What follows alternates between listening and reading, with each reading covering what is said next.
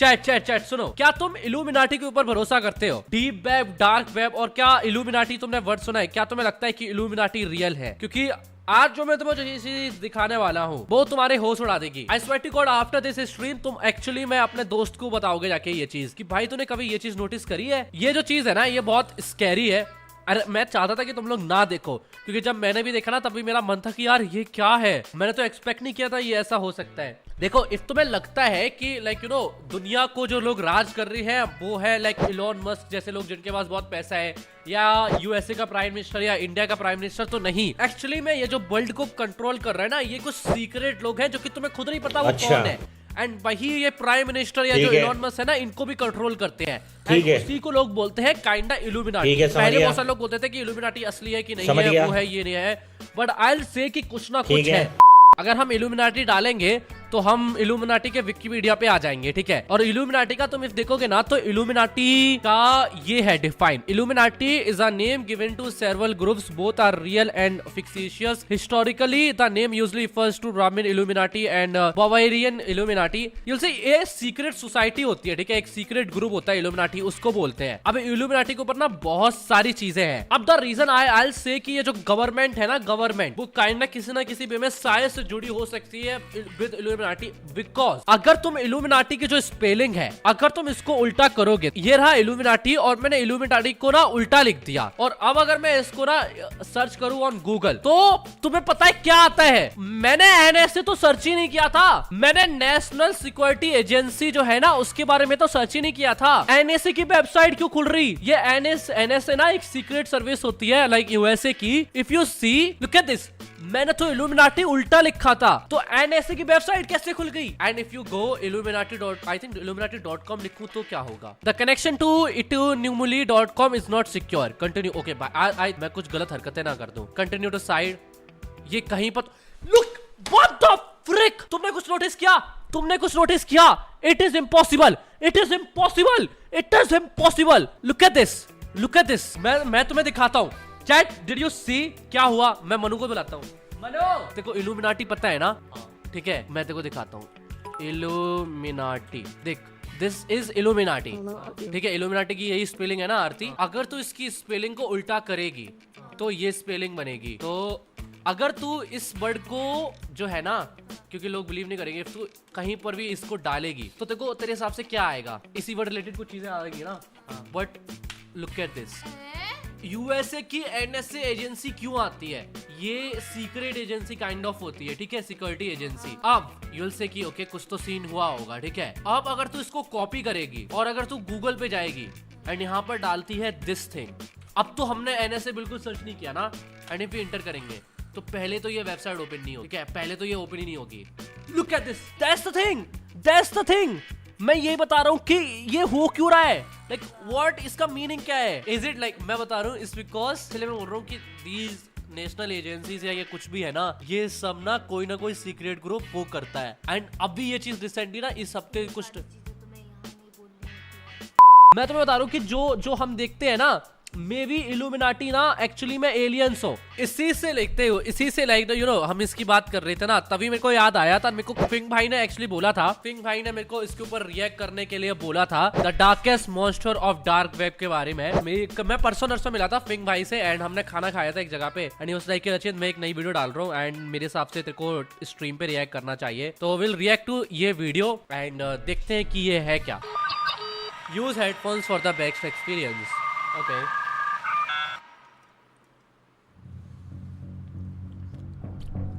भाई थोड़ी सी डरावनी वीडियो होने वाली है। ये जाता है ना कि स्ट्रेंजर से कुछ नहीं लेना है, स्ट्रेंजर से दूर रहना है, स्ट्रेंजर सेफ नहीं होते हैं, हमें हम सबको सिखाया जाता है बचपन में। आज जो मैं तुम्हें स्टोरी बताने वाला हूँ ना, वो सुनने के बाद तुम्हारे जब आगे जाके बच्चे होंगे, ठीक है, तुम उनको बहुत ज्यादा प्रोटेक्ट करके रखने वाले हो, ठीक है, उनका बहुत ध्यान रखने वाले हो। तुम हर एक इंसान पे नजर रखोगे जो उनके पास आएगा, क्योंकि ये स्टोरी सुन के मेरे होश उड़ गए थे और मेरे को खुद समझ नहीं आ रहा था कि मैं ये क्या सुन रहा हूँ, मैं क्या पढ़ रहा हूँ, मैं क्या देख रहा हूँ। और उसके बाद तो मेरे को खुद डर लगने लग गया था कि आगे जाके भाई मैं कैसे प्रोटेक्ट करूंगा अगर ऐसे लोग हैं इस दुनिया में।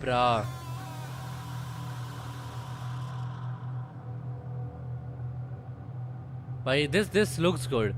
ओके, 2 लड़कियां थी, जिनके निकनेम्स थे एंजल और लवली। इन दोनों का एक मास्टर था, बॉयफ्रेंड तो नहीं कह सकता, हस्बैंड नहीं कह सकता, रिलेटिव नहीं कह सकता, मास्टर ही कह सकता। और इन दोनों के इस मास्टर ने इन दोनों से कहा कि हम शिफ्ट कर रहे हैं, कि हम किसी और जगह जा रहे हैं, एक नया बिजनेस शुरू करने। जिस जगह ये दोनों शिफ्ट हुए थे उस जगह का नाम है माला बले। ये तीनों जाके वहां पे एक ऐसा बिजनेस शुरू करने वाले थे जो पूरे डार्क वेब की हिस्ट्री का सबसे डार्केस्ट बिजनेस बनने वाला था। और इन दोनों लड़कियों के मास्टर का नाम था पीटर स्कली। ओह शीश।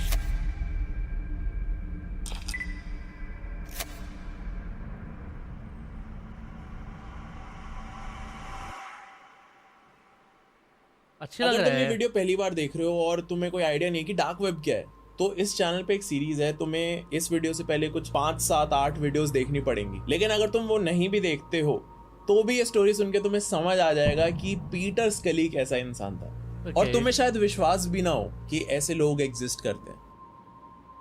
Peter Scully was born in Melbourne, Australia, January 13, 1963 के दिन। पीटर स्कली बहुत ज्यादा वियर्ड था। उसके जितने भी नेबर्स थे उन सबको पीटर स्कली में कुछ गड़बड़ लगती थी। पीटर स्कली उन्हें नॉर्मल नहीं लगता था, लेकिन किसी ने कोई ऐसी कंप्लेंट नहीं करी थी। सबको बस एक फीलिंग थी कि कुछ तो गड़बड़ है इस इंसान के साथ। जब पीटर स्कली ऑस्ट्रेलिया में था वहां पे उसकी एक शुगर बेबी भी थी। जिनको नहीं पता शुगर बेबी क्या होता है, शुगर बेबी बेसिकली मीन्स कि कोई आदमी, कोई लड़का किसी लड़की को पैसे देता है और वो एक तरीके से उस लड़की को कैसे भी यूज कर सकता है। वो उस लड़की को गर्लफ्रेंड बना सकता है, उसको सेक्स के लिए यूज कर सकता है। इट हैपेंस, लाइक ये एक्चुअली में रियल होता है। मैं भाई इतने जगह मैं तो बता रहा हूँ ना, कुछ चीजें तुम बहुत सारी चीजें अभी एक्सपेक्ट नहीं कर रही हो, जब तुम्हें आगे जाके पता लगेगी ना तुम्हारी होश उड़ेंगे। एंड आई वांट लाइक तुम्हें जब वो चीजें खुद से पता लगती है ना कि ओ शिट, दुनिया में इतने कुत्ते लोग होते हैं, दुनिया में इतनी कुत्ती चीजें होती हैं, तब तुम्हें हिट होगा कि भाई पहले तुम जितना दुनिया को समझते थे कि दुनिया खराब है, दुनिया एक्चुअली उतनी खराब नहीं है। दुनिया खराब पहले थी, अब तो वो तो हेल बन चुकी है। एक्चुअल में लिविंग हेल तो हम हेल में रह रहे हैं, क्योंकि जो अभी दुनिया में चल रहा है उसी को हेल बोलते हैं। लोग बहुत बुरे होते हैं भाई। ने 2011 में ही अपनी फैमिली को छोड़ दिया था और वो उसके बाद अपनी इस शुगर बेबी, उस टाइम पे जब पीटर स्कली ऑस्ट्रेलिया में था, उसने बहुत सारे स्कैम्स करे थे, बहुत सारी इलीगल चीजें करी थी, जिनमें से एक $2.5 मिलियन का प्रॉपर्टी स्कैम था। $2.5 मिलियन। और जब ये चीज पता चली पुलिस को और बाकी सारी अथॉरिटीज को, तो उन्होंने चेक करा पीटर स्कली की हिस्ट्री को और उसके प्रेजेंट को, उसकी एक्टिविटीज को, और कुछ टोटल 117 चार्जेस लग गए थे पीटर स्कली पे। उसने इतनी सारी इलीगल चीजें करी हुई थी। जैसे ही पीटर स्कली पे चार्जेस लगे, पीटर स्कली भाग के चला गया था मनीला, फिलीपींस, और इसी वजह से वो उस टाइम पकड़ा नहीं गया। फिलीपींस जाके पीटर स्कली की हरकतें कुछ ज्यादा बदली नहीं। वहां पे जाके पीटर स्कली मिला एक एस्कॉर्ट से, और उस एस्कॉर्ट का नाम था कार्मेन एल्वारेज। कार्मेन पहले बेसिक एस्कॉर्ट सर्विसेज ही देती थी पीटर को, लेकिन धीरे धीरे करके पीटर एक रेगुलर कस्टमर बन गया था उसका, और उसने धीरे धीरे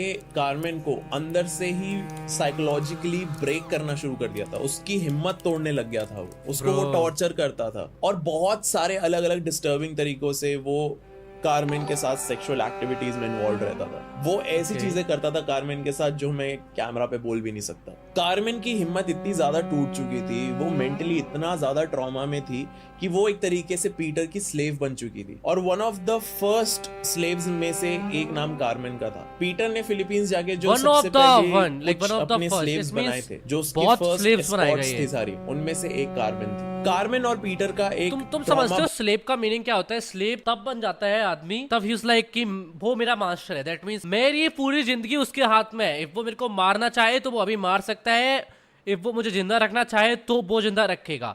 अब सब उसके हाथ में है। लाइक वो स्लेव का एक्चुअल मीनिंग होता है। मेरे कोई चॉइस नहीं है, मुझे कब खाना है, कब क्या करना है। अगर मेरे मास्टर ने बोला कि भाई अभी आई कांट पी, तो मैं पी नहीं कर सकती या कर सकता, ऐसा समझना पॉइंट। स्लेव्स वाली मेंटालिटी ना बहुत फक्ड अप हो जाती है, इसीलिए भाई स्लेव्स सब बंद हुए थे पहले। एंड पहले जो लोग स्लेव्स रखते, भाई तुम हिस्ट्री पढ़ो, तुम्हें पता लगेगा कि स्लेव्स के साथ क्या क्या होता था। बॉन्ड बन चुका था, और इस वजह से जो भी कुछ पीटर बोलता था कार्मेन को करने के लिए, कार्मेन वो चुपचाप कर देती थी। एंड आई मीन कुछ भी। और आगे जाके कार्मेन को एक निकनेम दिया था पीटर ने, जो था angel.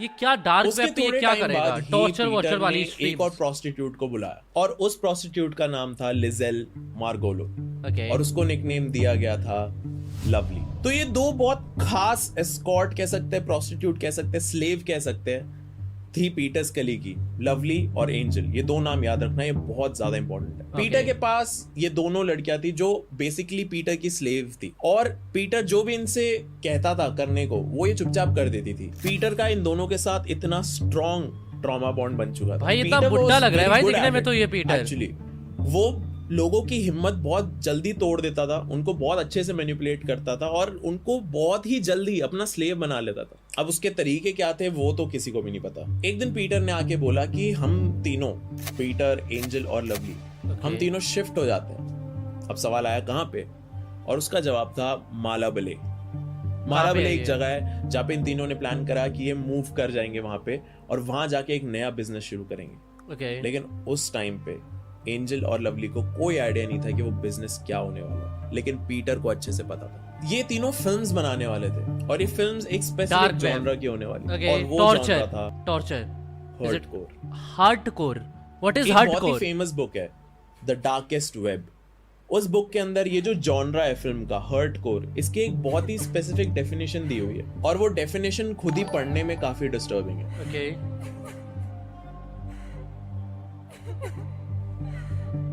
A fetish for the people who get aroused by the infliction of the pain or I know I get it ये I mean जो लोगों को पसंद है जब कोई किसी के साथ ना टॉर्चर वगैरह किया जाए, वो चीज कुछ लोग को देखकर ना सेक्सुअल अराउजिंग होती है, ठीक है ना, उसको हार्डकोर बोलते हैं काइंडा।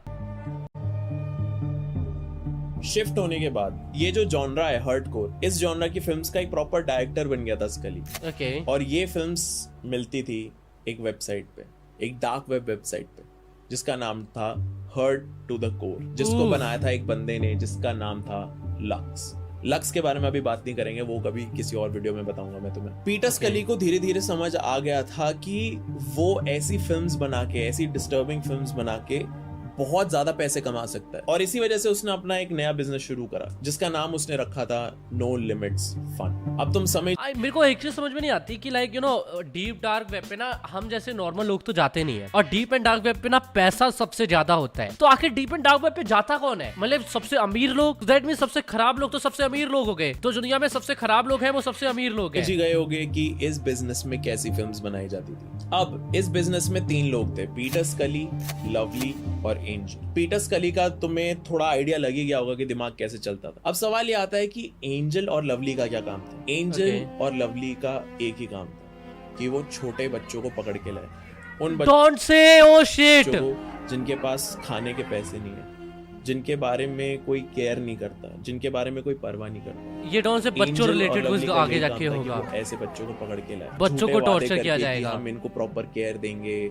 और हम इनको ढंग से रखेंगे, हम इनको खाना देंगे, ऐसे झूठे वादे करके छोटे छोटे बच्चों को लाना, यही काम था एंजल और लवली का। काफी सारे गरीब पेरेंट्स जो $2 या $1 पर डे जी रहे थे, उन्होंने अपने बच्चे खुशी खुशी दे दिए इन दोनों, ये सोच के कि एंजल और लवली ये दोनों उनके बच्चों को बढ़िया लाइफ देंगे, खाना देंगे, शेल्टर देंगे। बट उनको क्या पता था उनके बच्चों के साथ क्या होने वाला है। जब ये दोनों लड़कियां एंजल और लवली इन बच्चों को ले आती थी तो उसके बाद काम शुरू होता था पीटर स्कली का। पीटर स्कली इन सारे बच्चों को प्रिपेयर करता था अपनी फिल्म्स के लिए और इस प्रिपरेशन का स्टेप 1 होता था कि वो इन छोटे बच्चों को पॉर्न दिखाता था। वो इन बच्चों को बिठा के घंटों घंटों तक पॉर्न दिखाता, लाइक इट्स सो डिस्टर्बिंग, मैं बोल भी नहीं पा रहा हूँ ढंग से। वो इन बच्चों को पॉर्न दिखाता था और इनको प्रिपेयर करता था, इनको बताता था कि इसमें क्या हो रहा है और उनको एक्सप्लेन करता था। उनको नहीं देखनी होती थी तो उनको मजबूर करता था कि देखो, उनको फोर्स करता था। और वैसे भी उन बच्चों को बचाने के लिए कौन ही आने वाला था। इन्हीं बच्चों में से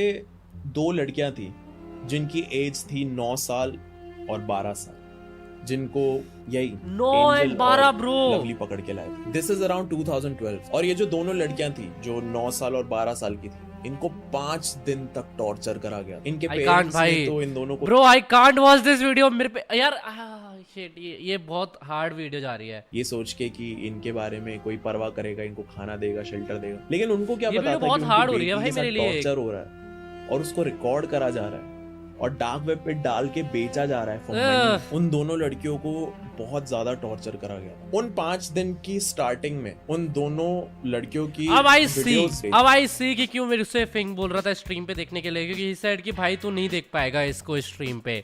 of them showering together with Peter स्कली। और उसके बाद वो उनकी वीडियो बनाता था एक गड्ढा खोदते हुए। वो उन दोनों को एक शवल पकड़ा देता था या कैसे भी बोलता था कि गड्ढा खोदो, और 5 दिन तक उन दोनों लड़कियों ने एक एक गड्ढा खोदा था उसके ही बैकयार्ड में। पीटर स्कली के ही बैकयार्ड में वो दोनों एक एक गड्ढा खोद रही थी और बाद में गड्ढे में मार दिया उसने उस लड़कियों को। ऐसा क्या? पीटर स्कली रेप्ड देम फॉर 5 डेज। वो उनको इंसान तो समझता ही नहीं था उन दोनों लड़कियों को। और एक रात पीटर स्कली ने उनको दोनों लड़कियों को बहुत ज्यादा शराब पिला दी थी, बहुत ज्यादा। और वो जब सुबह उठी दोनों लड़की, तो वो उसी गड्ढे में दफन कर दी गई थी जिनको वो खोद रही थी पिछले 5 दिन से। बेसिकली वो दोनों लड़कियां अपनी ही कब्र खोद रही थी पिछले 5 दिन से। और ये सब कुछ, वो गड्ढे खोदना, दारू पिलाना, जो कुछ भी सेक्सुअल अब्यूज था, सब कुछ था, ये सब कुछ स्कली फिल्म कर रहा था और डार्क वेब पे डाल रहा था for people to watch. Bro fuck what. किसी तो इन्वेस्टिगेशन में निकल के आया था कि इन दोनों लड़कियों को इन तीनों ने इसलिए गाड़ा था क्योंकि इन तीनों को लगा था कि वो दोनों मर चुकी हैं। उन्होंने चेक भी नहीं करा कि वो मर चुकी हैं, उनकी सांसें चल रही हैं नहीं, उन्होंने सीधा दफन कर दिया। नो वन नोज इसके पीछे ट्रू रीजन क्या है। जो मैंने अभी सारी वीडियोस तुम्हें बताई जो शूट करी थी पीटर स्कली ने उन दोनों लड़कियों की, गड्ढा खोदते हुए या फिर अल्कोहल लेते हुए या फिर सेक्सुअल अब्यूज के थ्रू जाते हुए, ये सारी वीडियोस बनाई गई थी for Peter Scully's business no limits fun. उन दोनों लड़कियों को दफनाते दफनाते एकदम से बीच में पता चला कि ये दोनों लड़कियां तो जिंदा है। पीटर स्कली ने उन दोनों को वहां से निकाला और वापस से प्लानिंग में लग गया कि वो उनके साथ और क्या वीडियो शूट कर सकता। अबे यार, एंजल ने ही उन दोनों को कट लूज कर दिया था, उनको खोल दिया था और उनको भगा दिया था पीटर स्कली के घर से, क्योंकि उसको तरस आ गया था जब उसने उन दोनों लड़कियों को देखा था डॉग लीशेस के साथ। कुत्ते का पट्टा बांधा हुआ था दोनों लड़कियों के गले में, उनको बांध रखा था। जैसे ही वो दोनों लड़कियां वहां से भागी, वो सीधा गई अपने पेरेंट्स के पास और उन्होंने पुलिस में कंप्लेंट फाइल करी। पुलिस को जैसे ही पता चला कि ये सब कुछ हो रहा है, पुलिस सीधा भागते हुए गई पीटर स्कली को पकड़ने। लेकिन तब तक पीटर स्कली और लवली वहां से भाग चुके थे। लेकिन एंजल को पुलिस ने पकड़ लिया था। पुलिस ने जैसे ही एंजल को पकड़ा, एंजल ने सब कुछ बता दिया अबाउट एवरीथिंग, सारी वीडियोस, जो कुछ स्कली करता था, and even about no limits fun. और ये स्टोरीज तो अभी मैं तुम्हें वो बता रहा हूं जो ऑन रिकॉर्ड है। बहुत सारे ऐसे छोटे बच्चे हैं, बहुत सारे ऐसे विक्टिम्स हैं जिनकी स्टोरी कभी रिकॉर्ड ही नहीं हुई और दुनिया को कभी पता ही नहीं चली। ये तो मैं अभी वही स्टोरीज बता रहा हूँ तुम्हें जो रिकॉर्डेड है, जो ऑनलाइन है, जो अवेलेबल है। काफी सारे विक्टिम तो ऐसे जो गायब ही हो गए, लेकिन उनकी ही स्नफ मूवीज, उनकी ही ऐसी वीडियोस सर्कुलेट कर रही है इंटरनेट। एंड अब यहाँ से स्टोरी और ज्यादा डार्क होनी शुरू हो गई। पुलिस से बच के भागने के बाद स्कली रुका नहीं, उसके बाद वो 3 नए विक्टिम्स लाया अपने पास। 3 और लड़कियां, एक का नाम था बारबी जो थी 12 साल की, एक का नाम था लीसा जो थी 11 साल, और एक का नाम था डेज 18 महीने। 18 महीने? आर यू सीरियस भाई? तो पीटर ने बारबी को फोर्स करा कि वो बाकी 2 लड़कियों को टॉर्चर करे। बारबी वॉज द ओल्डेस्ट, वो 12 साल की थी।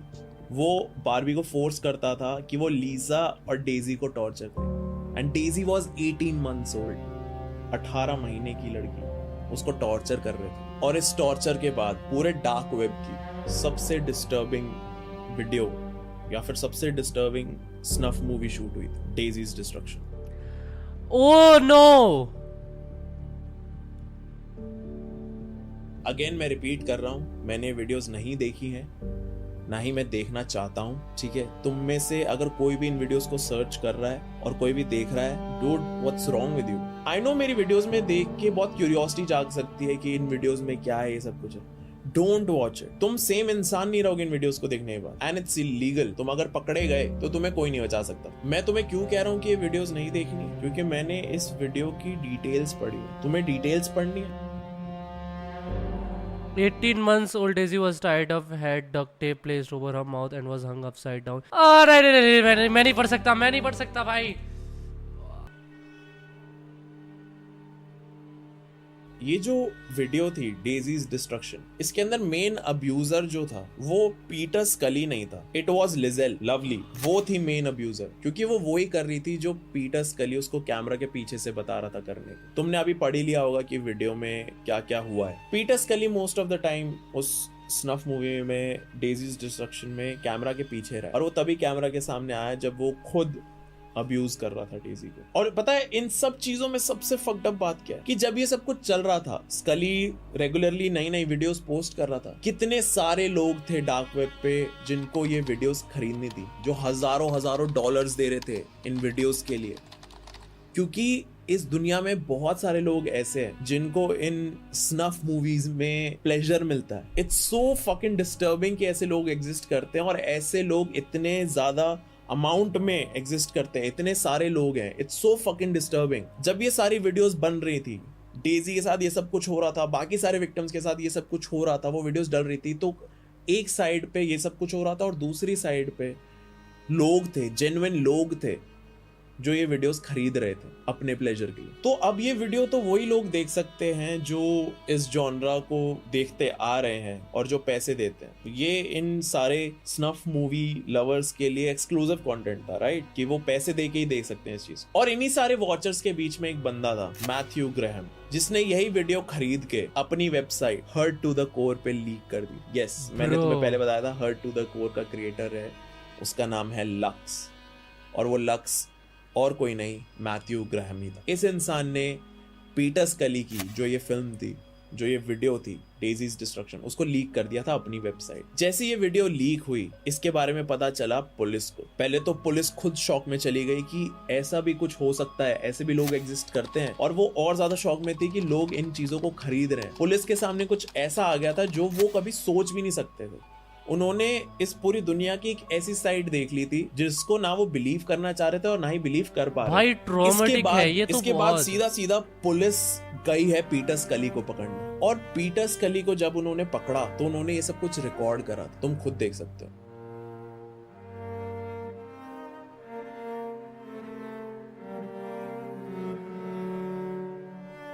भाई पकड़ना, शूट हिम भाई, एट द पॉइंट जहां पर वो है, just shoot him.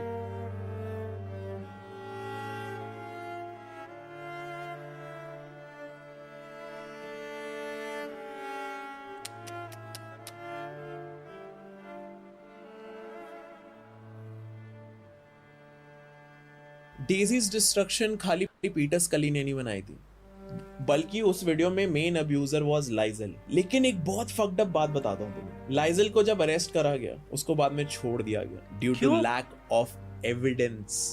How is this possible? वो उस वीडियो में है, उसने खुद एक्सेप्ट करा था कि वो उस वीडियो में है, लेकिन उसको छोड़ दिया गया। व्हाट? क्यों? Lack of evidence. How? No one knows. लेकिन काफी साल बाद लाइजल को पकड़ लिया गया और अरेस्ट कर लिया गया। अरेस्ट होते ही लाइजल ने सारी इंफॉर्मेशन दे दी पुलिस को about Peter Scully, about no limits fun, about hurt to the core, about the whole dark web thing, कि वो कितना सेल कर रहे थे, क्या कर रहे थे, एवरीथिंग, क्योंकि लाइजल को सब कुछ पता था। और उस सारी इंफॉर्मेशन में से एक इंफॉर्मेशन ये भी थी कि उनके कुछ विक्टिम्स उन्होंने कहाँ दफनाए, और जैसे ये इंफॉर्मेशन पुलिस को दी लाइजल ने, पुलिस सीधा चल गई वहां पे सर्च करने, और उसके बाद क्या हुआ तुम खुद देख सकते। Oh my god, bro. Cindy was found.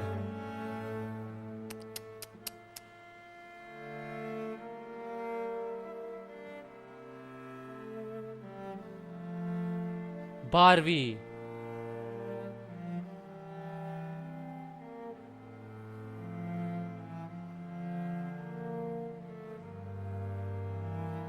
तुम्हें एक बात बताता हूं मैं, जब पीटर स्कली अरेस्ट हो गया, उसको पुलिस ने पकड़ लिया, जब वो जेल में था, जब उसका पूरा ट्रायल चल रहा था, उसका पूरा केस चल रहा था, he was still making money. उसको अभी भी हजारों डॉलर्स आ रहे थे डार्क वेब से, क्योंकि अभी भी उसकी बनाई हुई वीडियोस वहां सेल हो रही थी। अभी भी जितने भी लोग थे जो ये स्नफ मूवीज देखते थे, जो इस सर्कल में थे, वो अभी भी पीटर स्कली की वीडियोस की डिमांड कर रहे थे, वो अभी भी इन वीडियोस को खरीद रहे थे।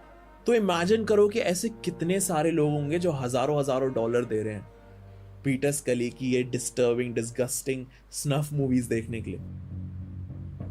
Bro this world is fucking hell to be honest. Like चूतिया जगह हो गई है भाई अभी. डिस्ट्रक्शन के बाद Daisy was rescued, she is alive, लेकिन वो कभी भी अपनी पूरी लाइफ में उस ट्रॉमा से हील नहीं कर पाएगी जो पीटर ने और लाइजल ने उसे दिया. मैं खुद इतना शॉक में हूँ और मैं बिलीव नहीं कर पा रहा कि इतने सारे लोग हैं हमारे बीच जो इन वीडियोस को एंजॉय करते हैं, जो इन वीडियोस को खरीदते हैं और हमें पता भी. फकिंग हेल भाई, मुझे तो अजीब लग रहा है, बहुत ज्यादा अजीब लग रहा है भाई. यार क्या बताऊं मैं मेरे पास कोई वर्ड नहीं है लाइक कुछ भी बोलने के लिए. तो या सैड, जस्ट सैड.